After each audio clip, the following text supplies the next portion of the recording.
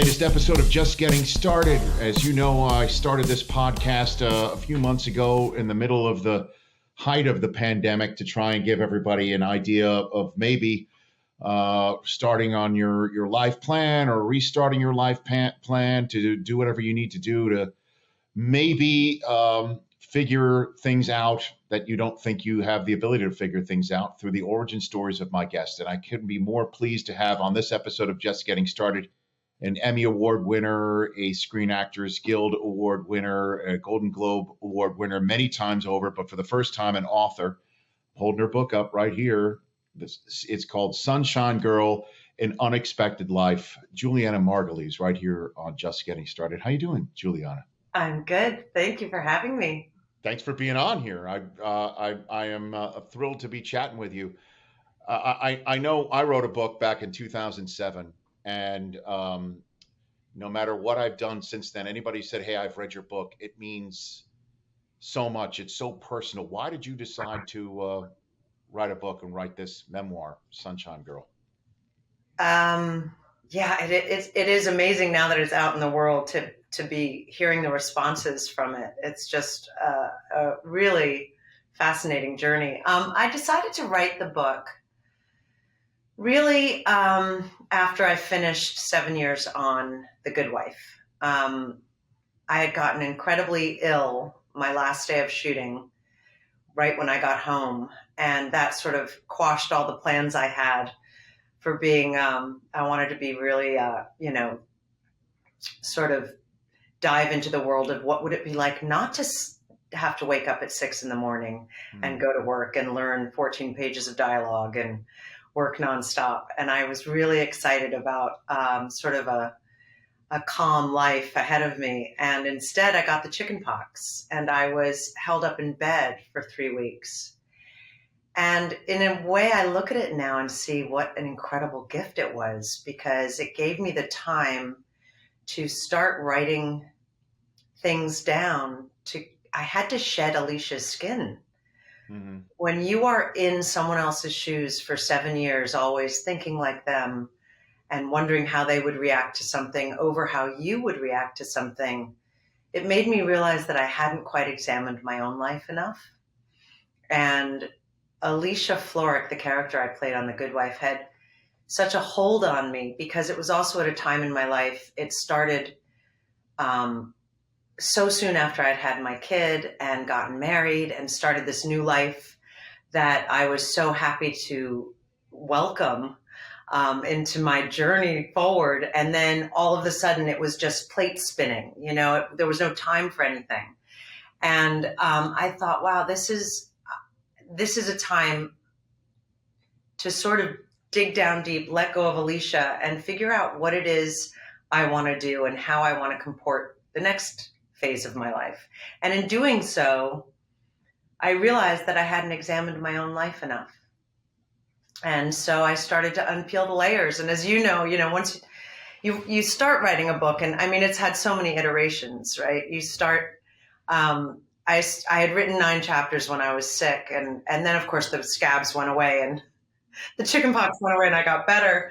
And I had submitted the 9 chapters to my agent, and she said, I actually really, you had a fascinating childhood. I think you have a book here.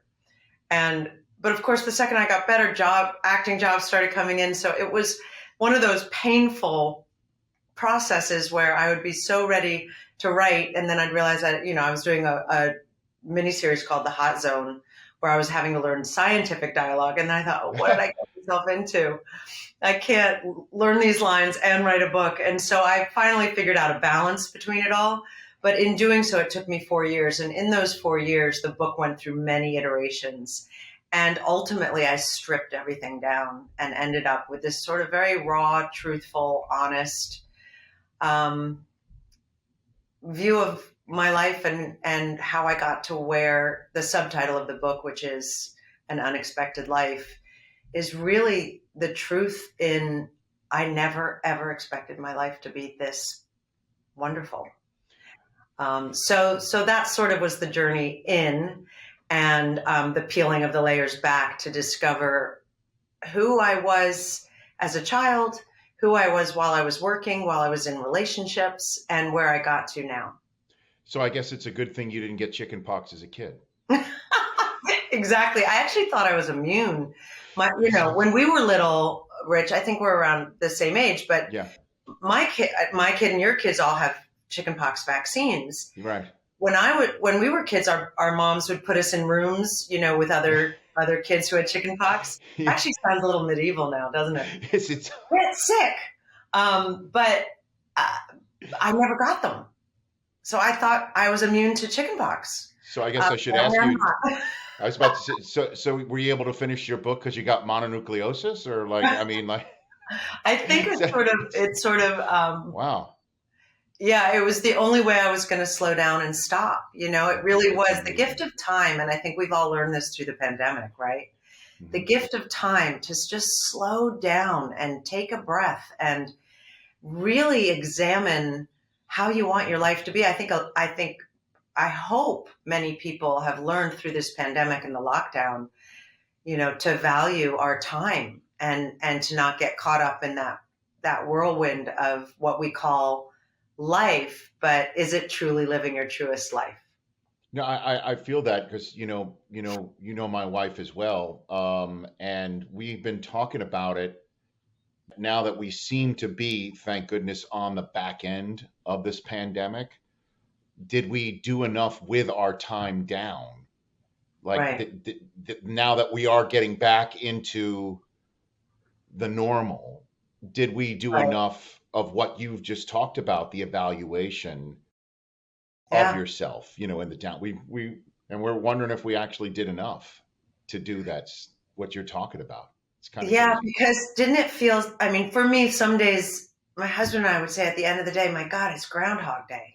Yeah. Because tomorrow's going to start up and we don't see our friends and we don't see our family. We only see the three of us and and for me, I was finishing a book and also voicing a documentary for PBS about these unsung women heroes. And so my day just started and get the kid online for school and run and do the grocery shopping and make sure there's lunch, all the things, and then write 2 chapters and edit and do the laundry and clean the house. It just became sort of this day of chores. And then on the weekends, we would try and just not do anything and play games. And I taught my kid how to play poker. And, I tried to make it fun for him because he's an only child. And I felt terrible that he was stuck with 2 parents, Right. helicoptering around him, watching his every move. And I wanted there to be some sort of joy.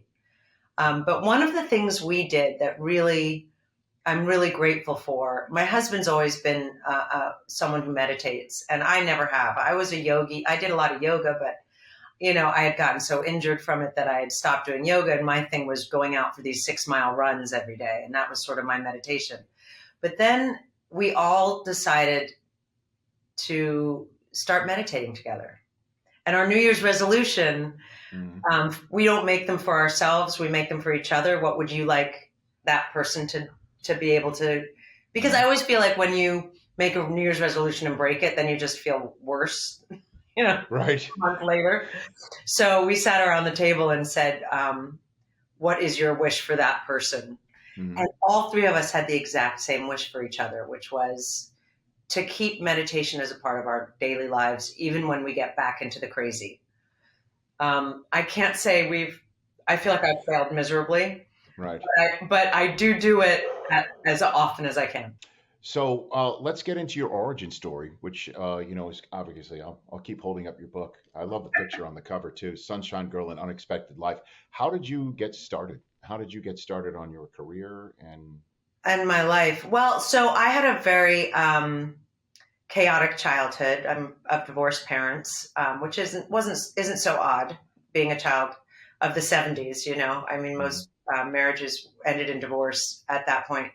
But I am the daughter of 2 soul seekers. And in my childhood, both my parents, a little bit before I was born, I was sort of a happy accident, I suppose one could say. I don't know if they would have said it at the time, but their marriage was pretty much over the day when they found out my mother was pregnant with me. And they divorced when I was about 1. And my father moved to Paris he was in advertising, a copywriter, and he was asked to take this job in Paris. So we moved about a year later. So there was a lot of moving around. It was Paris for 2 years, London for 3 years. Then we all moved back to New York, where we lived in the suburbs. My dad lived in New York City. And then my mother decided to move me and my sister. I'm the youngest of 3 girls. My eldest sister was studying ballet at the School of American Ballet. She decided she couldn't live with my mother anymore at the age of 12. My mother is sort of the central character in my book. Mm-hmm. She's incredibly eccentric and narcissistic, but in a strange, when I say that, it sounds really awful, but the truth is my mom is one of the most fantastic people I've ever met. She's incredibly complex, incredibly difficult, but magnificent at the same time. And the job I found the hardest to write about in the book was to balance out the love that she gave her children, because there was true, beautiful love there, and the crazy that she made us go through because her needs came first. So it was sort of this up and down life I had. And my mother, who had a string of boyfriends, it was like a revolving door. So, you know, when you're a child and you get attached to one and then the next one leaves, and then you get attached to the next, or you don't get attached at all because you know how it's going to end. I was always taking in the temperature of the room. What mood was my mother in? And that's the moniker. The reason the book is called Sunshine Girl is because that was my mother's nickname for me as a child. And as beautiful as that sounds, and I know it does, and I did wear it as a badge of honor for many, many years, I felt beholden to anyone sitting in the room to make them feel happy. So I didn't complain, and I didn't, I hid my true feelings often because I wanted to be the one that was easy. Since my mother was so difficult, and my middle sister was moody, and my eldest sister was doing ballet far away from us, living with my father, and it just was a lot of uncertainty. And I knew that with a smile and a sunshiny disposition, I could actually change the mood in the room. The problem with that is, as I got older, that name and that title was embedded in my psyche. And so then when I went out into the world, I had a hard time drawing boundaries. I had a hard time saying, no, this doesn't feel right. I don't like this. I like this. I just was a people pleaser. Mm-hmm. I just wanted everyone to be happy, regardless of how I felt. And I brought that into my own romantic relationships, which is never a very good recipe for a successful relationship if you're never saying how you really feel. So because I was moving from different countries, and we went back to England and was pulled away from my father, then I came back to America, but we ended up in New Hampshire, which was like being in a foreign country in and of itself for a girl who came straight from London.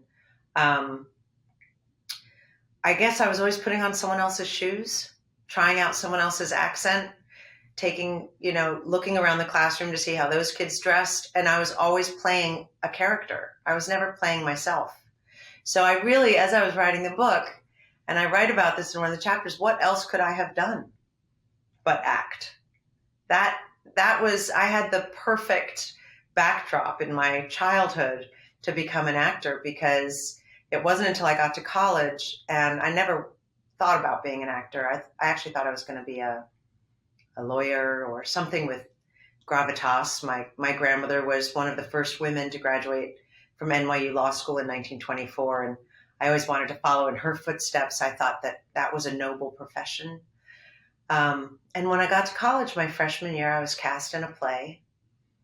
And that opening night of this David Ray play called In the Boom Boom Room, it was one of those lightning bolt moments. The curtain comes up, the lights, the audience, And I had this outer body experience, which was, this is where I'm meant to be. I'm finally home. Because I hadn't really had a home for most of my life, to be honest with you. And I felt so at home on the stage. And also I was able to express myself through these characters. So I could be angry and ugly and mean and through other people's writing, right? So I didn't have to take responsibility as Juliana. I could play a mean, crazy drunk and get my yayas out on stage. And it became sort of my safe place. And so that's how I realized I was going to act. Did it come easy to you, or did you have a moment where you had to fight for something, or you were like, how did you climb? Well, I got lucky really early. I mean, I think, oh God, I had a 5-year plan. Right. My 5-year plan was, if I wasn't making a living acting, if I couldn't pay my rent, put food on the table, and have health insurance by the time I was 25, Mm-hmm. I would go back to school. I'd be young enough that I could still go back to graduate school and be a lawyer or a psychologist or whatever it was. So I always felt very confident when I went into these auditions because I had a backup plan if it didn't work out, you know?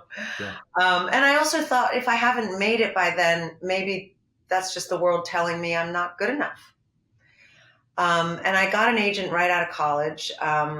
And 6 months after waitressing, I got my first movie and I got a SAG card.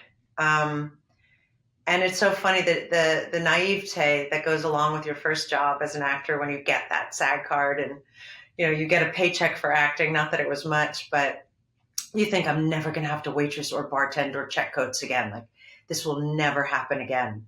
Mm-hmm. And sure enough, you know, 6 months later, I was behind the bar pouring gin and tonics.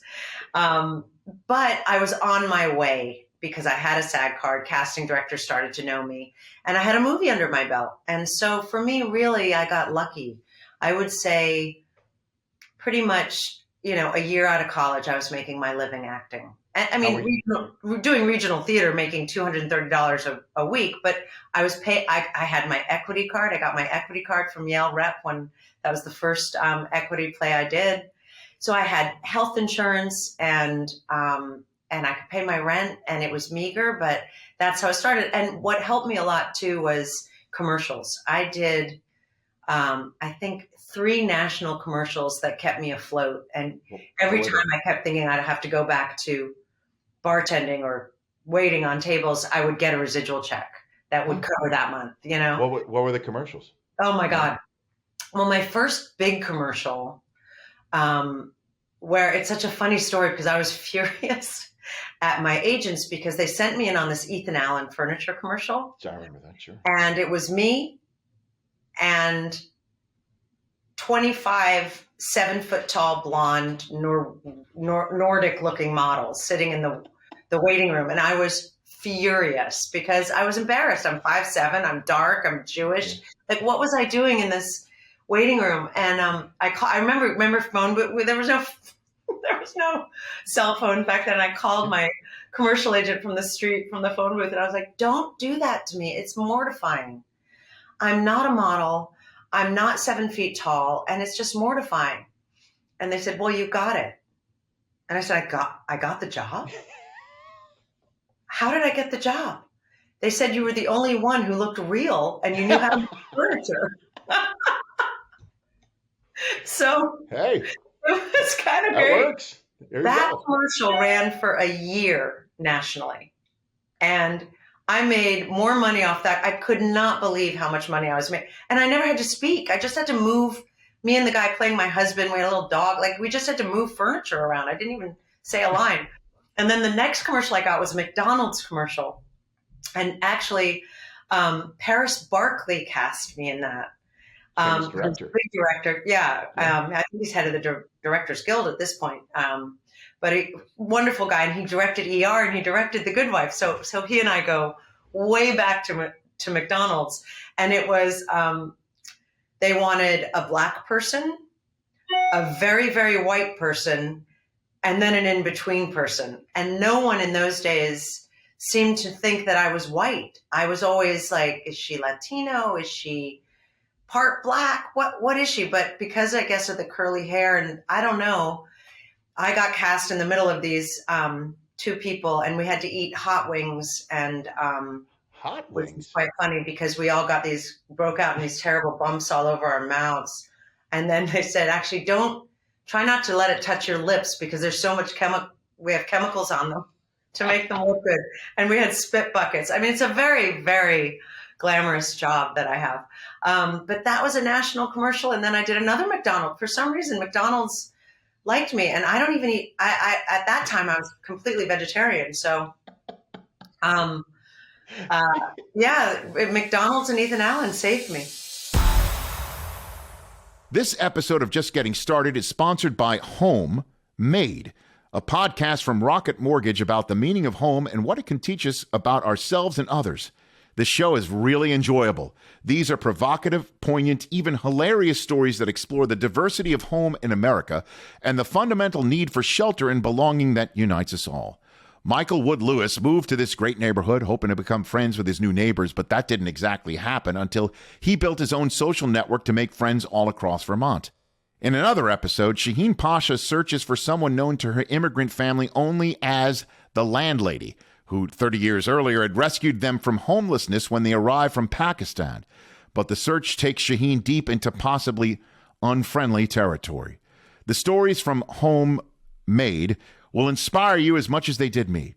So search for Home Made anywhere you listen to podcasts. That's two words, as you can tell throughout this conversation. Home and M-A-D-E, Home and Made. My thanks to Home Made for their support on this podcast.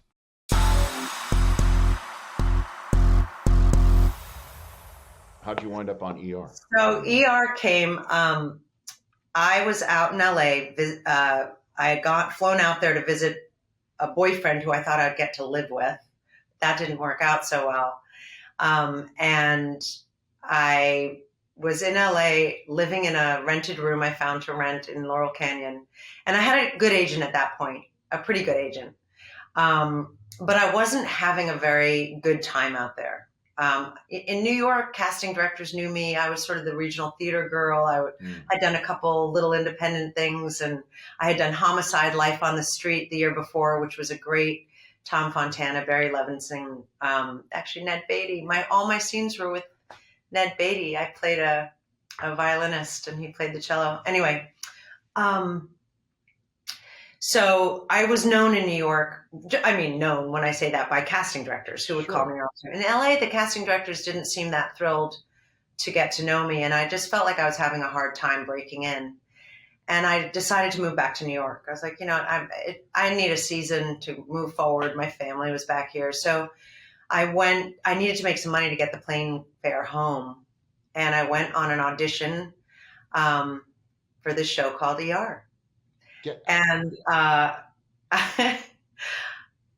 had two other auditions. It was pilot season. I don't know if pilot season exists anymore with streaming and whatnot, but January and February is pilot season. And that's when you go out on all your auditions for television shows that are coming. And so I went and I had two auditions after the ER audition. And it was to play a series, not a series regular, but could become a series regular. She would be a recurring, and it would be the love interest for the Doug Ross character, who at the time no one knew, George Clooney. I mean, a few people might have, but he wasn't George Clooney then. Right. The George Clooney we know today. Anyway, I went in, and the place was packed with actors, and the wait was going on, and I was going to miss my other two auditions because it went on for 2 hours. And I had that New York terrible attitude. I was like, you know what? Fuck it. Oh, can I say that on this? Please. Sorry. Please say it. Yeah, please. I just said, fuck it. I'm out of here. 2 hours. Like, I understand 30 minutes, 40 minutes, but 2 hours is ridiculous. And so I got up to leave just as the casting director, John Levy, was coming out, and he called my name. So when I went into audition for this part that was supposed to be a doctor who was a bit flirty. And I read the whole scene, just pissed off, terse, and uninterested in being there. And there's Michael Crichton was sitting there, Steven Spielberg, John Wells, the director, Rod Holcomb. And I got up and left. And John Levy came running after me and he goes, "So you're not right for that part." And I went, "You think?" Because I was just done. And he goes, "But you're really right for this nurse. Her name is Carol Hathaway. And she dies in the pilot. Would you read for her?" And he hands me sides, which for your listeners, if they don't know, just means the dialogue. Right. And I was oh my God, I was such a New York theater snob. I said, I actually prepare for auditions. I don't do cold readings. Oh, shit. And John, he just chuckled and he said, "Okay, so go prepare." And he brought me into I think I was sitting in a stairwell of a fire exit. And I said, and he goes, "Just knock when you're ready." And so I read these lines for Hathaway and I knocked and I went in and I was just furious and I didn't care. I didn't want to ever see these people again. I thought, okay, I get it, Spielberg, and I should have impressed him, and I know I didn't. I was about to say, one of them, Steven Spielberg. Juliana. I know. I just was I know they made you wait, but wow. I know. I think I was embarrassed, and I don't know. My pride had been wounded, Sure. Anyway, I went home and my agent called and she goes, "You got the part." And I didn't know. I said, "Which part?" Because I had 2 other auditions. And she said, "ER." And I said, "What? The nurse?" And she said, yeah. And I said, "Oh, okay, great." And I thought, well, she dies, right? She dies in the pilot. And she goes, "Well, she does die in the pilot. But they really want you to do the part. They think you're perfect for it." And I said, "Well, okay, how much is it going to pay?" Because I just wanted enough money to get back to New York. I thought, I'll go do this pilot and then I can fly home. And I'll never forget, because I'd never heard this. She said, "Well, they're going to pay you $20,000. I know it's not much." I dropped the phone. I started jumping up and down. Suddenly, I loved LA. Yeah. I loved everything about the process I had just been through. I was like, "Wait, what?" And I went and did the pilot and for 3 weeks, we shot that pilot. And I think in a 2-hour pilot, maybe they shot for a month. In a 2-hour pilot, I have 7 minutes of screen time. But what happened was the way they shot my death, my character OD'd in the pilot and comes in on a gurney, OD'd. And that was really the beginning of Steadicam stuff. Like I always said that the Steadicam on ER was really a 7th character on that show. But the way that Rod Holcomb shot it, he shot my sort of overdose through George Clooney's eyes and through the eyes of Sherry and Noah and Anthony Edwards and Eric, because they were all around that gurney when I come in, and you just see they're stricken. But you really see George Clooney's character, Doug Ross, is just because they had a history. And so apparently I'm back in New York. I'm about to take another job. And George Clooney called me and said, "I don't know a lot, but I get the feeling they want to keep you alive. Don't take another job." Get out of here. He called you. He called you. He's the one who called you and said, He called me. I don't know.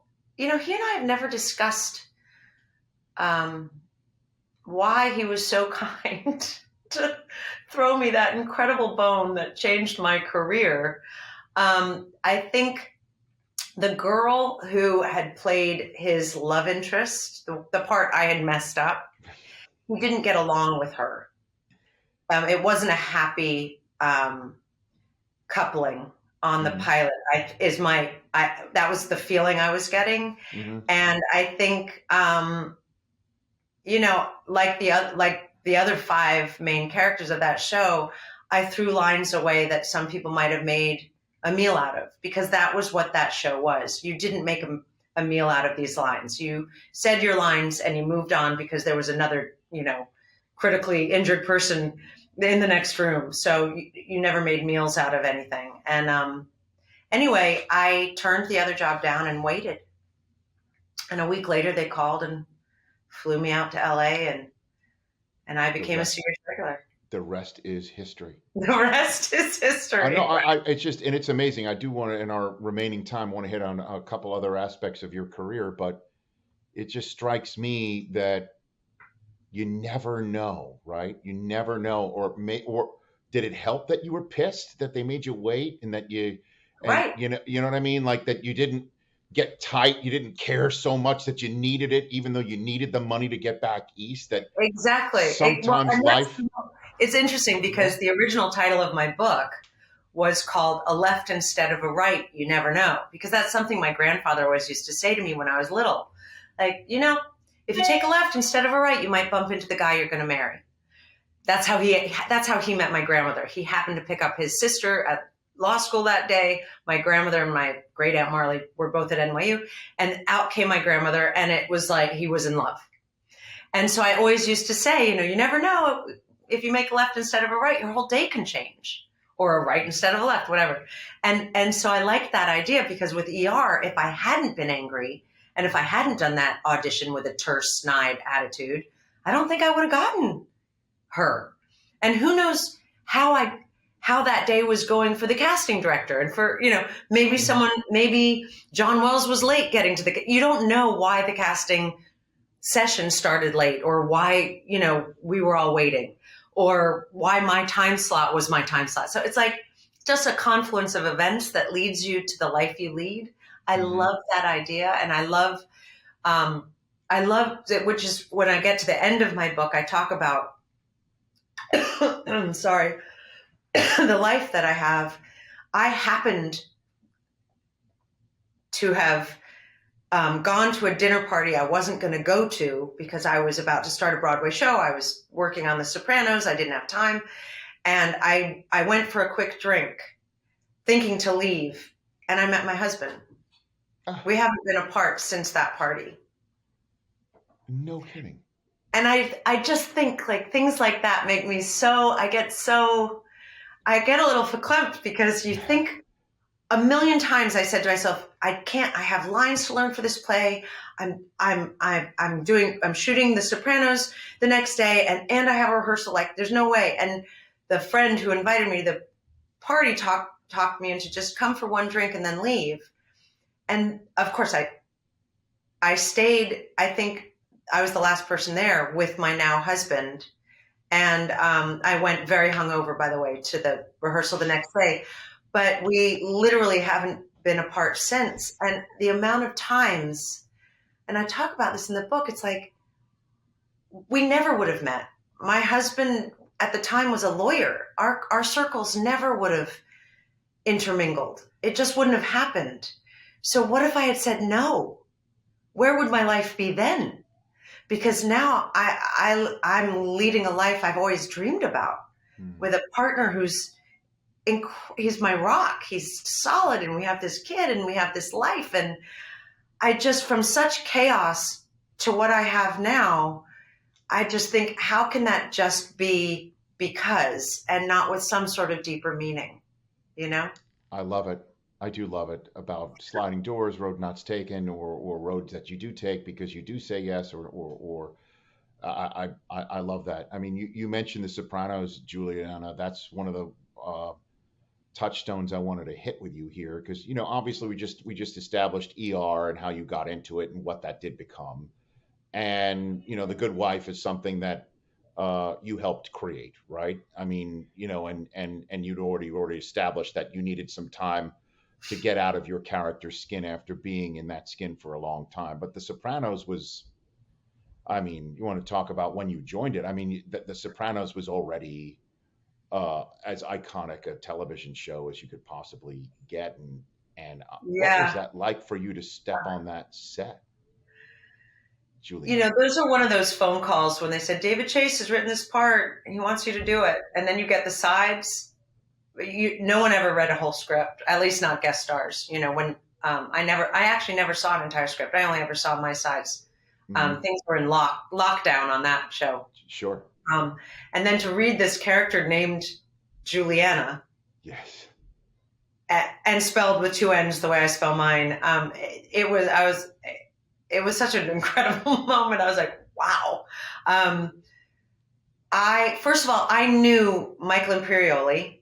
I knew James Gandolfini because we all started out in New York doing, student films in basements for NYU directors, so over the years and in theater and plays, and Michael Imperioli had done a play with an ex-boyfriend of mine. So every day, I went out afterwards every night with those guys. So, and I knew Edie for years. She and I played, Hasidic Jews in a Boaz Yakin film called The Price Above Rubies. So I knew these people. And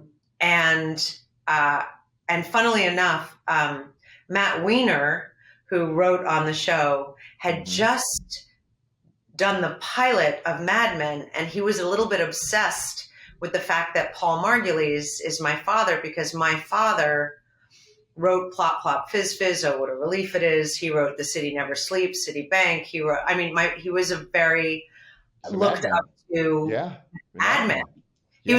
My dad was the exact opposite of Mad Men, though.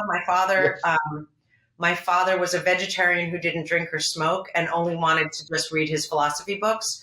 So that doesn't sound like Don Draper, until maybe the end when he was doing yoga or something. I don't know. Oh, I know. I said to my dad, because he would have to sit through those 3 martini lunches, sipping his chamomile tea and eating his, vegetable plate while they're all smoking, and it was hell for him. And Matt Weiner actually gave me, on the set of The Sopranos, the pilot that no one had seen of Mad Men, and said, "Would you show this to your father, please, and let me know what he thinks?"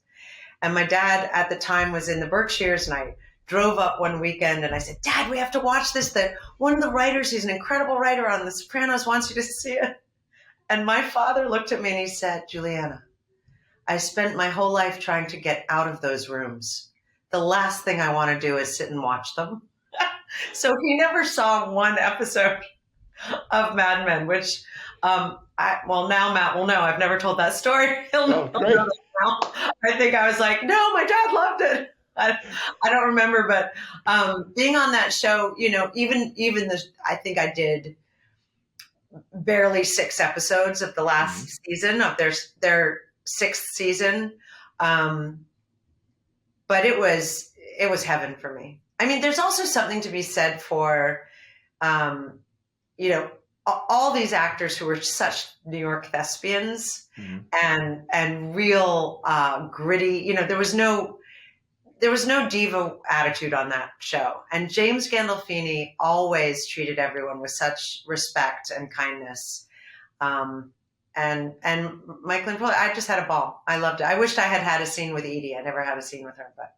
Do you think, I'll ask you, do you think Tony dies in that diner? Juliana, what do you think? I'm asking you a straight up television history question as somebody who has spent time on that set. What do you think? Do you think he dies in that diner? I personally, at the time when I watched it, I didn't.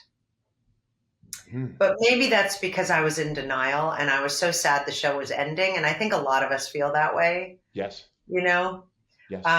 Because you want it to continue. But then when I hear that David Chase has written a prequel, right? He wrote a film that Jimmy's son is going to be young Tony. And then I think, oh, yeah, maybe he died. You know why? Because there's nowhere else to go with it. Yeah. I think so too. And I remember, by the way, the anniversary of the final episode just passed last week, actually. And that was a time where, because the I guess wasn't even a fade to black, just the black silence lasting so long. Everybody looked at me because we were watching it in my house. They thought I forgot to pay the bill for DirecTV and were staring at me like, what the hell? Like it just went out. But I oh my God, that's a nightmare. Oh yeah. I'm like, don't look at me. I mean, I don't know what the hell's going on either. But, in retrospect, I think that long silence definitely means that he was in the gateway, I think, to his life. Personally, I really feel that way. It was a big loss, I think, for all of us when James died. Right. That funeral, I went to that funeral, and I have to say, That was a really tragic time. We lost a great one with him. He was a magnet. There was something about him. He was like a moth to the flame. We ran to him. There was something about him that you just wanted to be in his orbit. And he also sometimes could be a little scary, but in a good way. It's sort of like larger than life, for sure. But I felt really blessed that I got to work with him and be on that show. It's such an iconic show. Do you own or rent your home? Of course you do. And I bet it can be hard work. You know what's easy? Bundling policies with Geico. Geico makes it easy to bundle your homeowners or renters insurance along with your auto policy. It's a good thing, too, because you already have so much to do around your home. Go to geico.com, get a quote, and see how much you could save. It's Geico easy. Visit geico.com today. That's geico.com.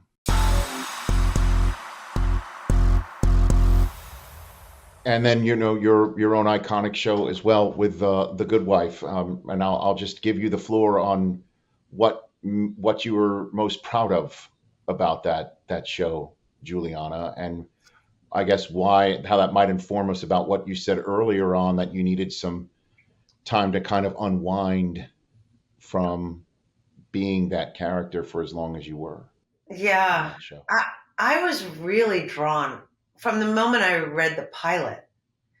I don't know if in LA you guys were as glued to the television as New Yorkers were when Elliot Spitzer had a press conference and his wife was standing behind him at that press conference. I was screaming at the television, begging for her to get off that stage. He didn't deserve to have her standing behind him. And I was really taken by it. And then when I read the pilot, I thought, oh my God, I need to play her because I need to know what happens after. What happens in the green room? That's why the Kings wrote The Good Wife. When they saw that press conference, they wanted to know what was said in the green room. Like, what do you say after that? And so this character, for me, I'm most proud, I have to say, I can't say, the Kings wrote it. I was just their conduit to be able to reach an audience and let their lines be said through me. But what I'm most proud of is, at the time, there were no female lead characters on network television like that.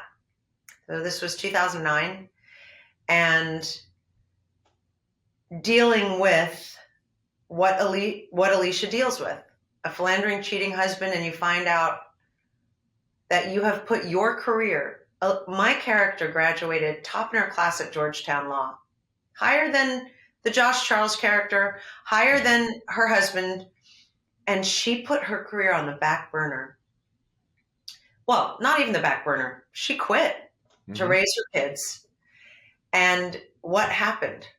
He ends up just a disgrace, and she is literally swimming to shore to try and save her life, doggy paddle style. She was drowning and had to go back to law at the age of 42. No one wants to hire a 42-year-old woman, and still take care of her two children, protect them from the horrible press that's happening about their father, and somehow maintain her sanity. I cannot tell you how many women that role resonated with.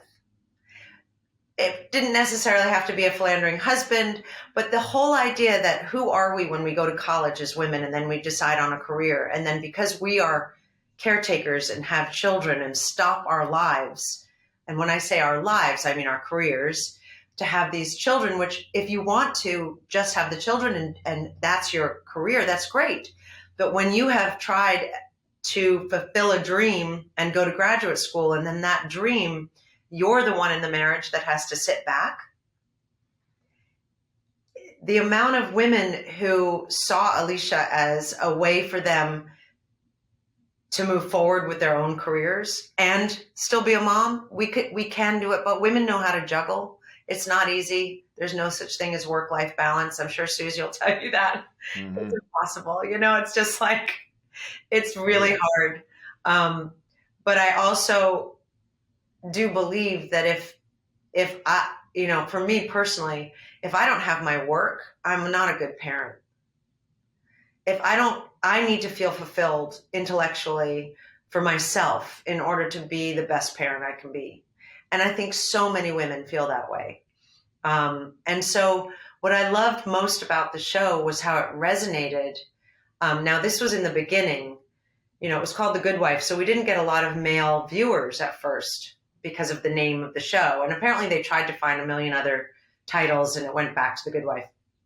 And then about 3 seasons in, I started getting stopped on the street by men who would say, my wife's so obsessed with your show and I didn't want to watch it because I thought it was all girly and it's called The Good Wife. And so then I started watching it. It's such a good show. Yeah. And so then it resonated with men too. And young people who would come up all the time. I still get letters from them saying, I became a lawyer because of your character. So I think what I'm most proud of is that the show really resonated with human beings who want to fulfill a dream for themselves, who want to get out of this idea of women can only do one thing. And it gave people confidence to go and follow their dream, which I think so often we sort of stop ourselves because we think you can't do both. Anyway, so I guess that's a long-winded answer. I'm sorry, but No, not at all. I miss her. I miss that character a lot.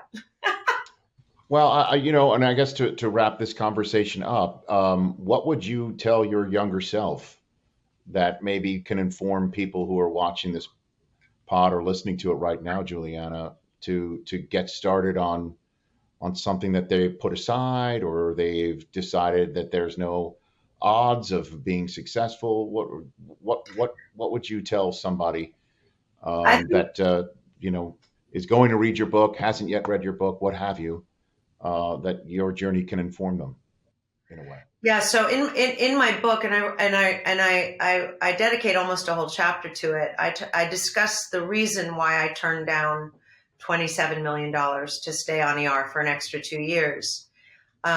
That wasn't the part that was so interesting to me. What was interesting to me was the journey and how I got there and the advice I got from my father and listening to my own heart.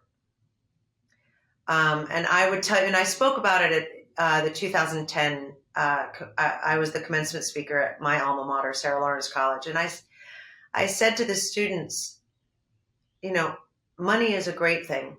I love making money. It's a privilege to be able to not worry about your rent or the food on your table. But if you do not listen to your own heart, not all the voices telling you what to do, if you do not stay true to yourself, you're never going to leave this planet with money in your pockets. That doesn't go with you. Your soul and your heart is what matters. And I think everyone, especially today, I feel bad for young people because everyone has an opinion, right? On social media, it seems like everyone's a judge and everyone can, comment on you. I would say, don't listen to others, especially people who have nothing to do with your life. Listen to your heart and go to the person you respect and admire the most for your advice. Don't go with the herd. Be your own person and be true to yourself. Because, and I write about this in one of the chapters. My father had said to me, I know a lot of rich, unhappy people. And what if you go and do this for 2 years, but you get hit by a bus before the 2 years is over? And as your soul is leaving your body, you look down at yourself and you say, what do you say to yourself? You weren't living your best life. You weren't living your happiest life. You were biding time to get rich. There's no time like the present. And I think if anything we've learned through this pandemic is, my God, you have to listen to your heart and you have to respect your own thoughts before you do someone else's. So Awesome. that's what I would say. Other people may disagree with me, but it has always steered me correctly. And I think the most important thing in life is not to have regrets. So try and live your life that way without thinking, oh, I'm going to regret this. Try not to have that. It's beautiful. And the book Sunshine Girl, An Unexpected Life by Julianna Margulies can be gotten where all books are acquired. Of all the things that you said, that makes me want to hit a follow-up question, including the fact that your dad came up with Plop Plop Fizz Fizz for Alka-Seltzer. The one I do want to ask you going out the door is how good at poker is your son? Oh my God. You know, listen, when he gets arrested for card counting when he's 18, everyone can blame me. I will take it. You know, he's good. He's actually quite good. Uh-oh. Okay. And I'm a little bit worried. And he really enjoys it. He loves any game that has some sort of strategy. He loves. And I love it. And the nice thing is that he comes over and now he plays with all my friends. So it's great. Clean him out. I love it. Juliana, thank you for doing the pod. I really appreciate it. Thanks for having me. It was a pleasure. Julianna Margulies right here on Just Getting Started.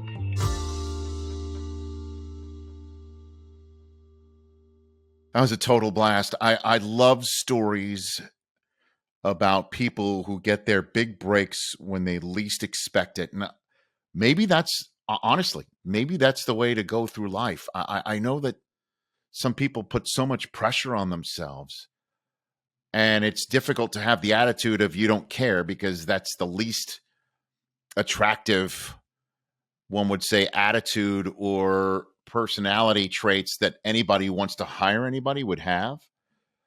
But, you know, that story about how she was pissed and that's how she got, you know, on the radar screen of some people at ER,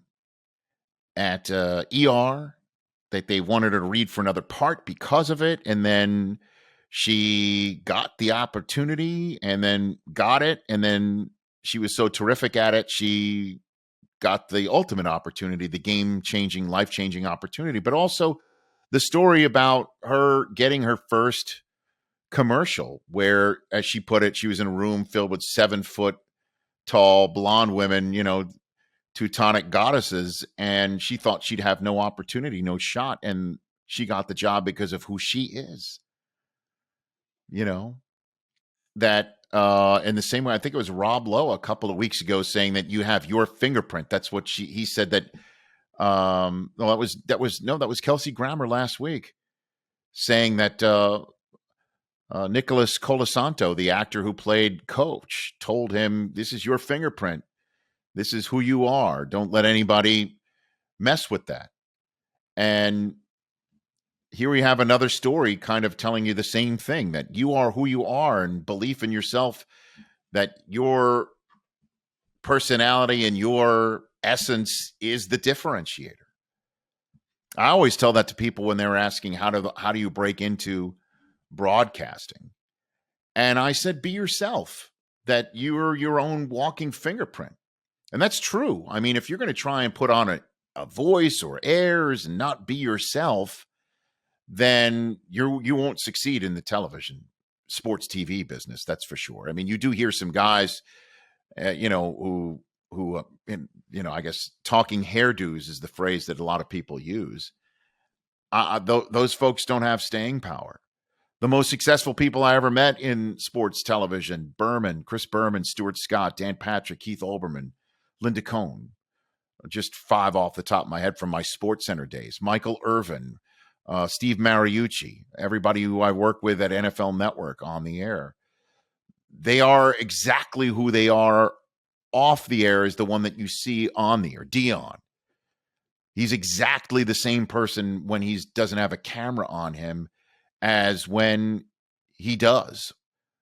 And I've always taken that as a life lesson. And then just hearing Julianna Margulies tell the story about how she got her first commercial and how she got ER, and then what her father told her about not taking a job just for the money. I understand that that might not be relatable for a lot of people, certainly in this day and age. It's the same concept of just being true to yourself. And this whole book is about that. And I suggest everybody go get it, certainly, since she'll tell some even bigger and greater stories than the ones that she told from her career right here on this edition of Just Getting Started. So do us a favor, for all of us here at Just Getting Started, subscribe if this is your first one. If you know a fan of Julianna Margulies that would like it, suggest it. Subscribe and give us a nice rating. Give us a 5-star rating. We always appreciate that. Leave a comment. I always am interested in feedback and what people think and what people would like to hear, a guest you want to hear. Put it up there. I'll check it out. So that's it for this episode of Just Getting Started. We appreciate you taking this one in. We'll see you next time.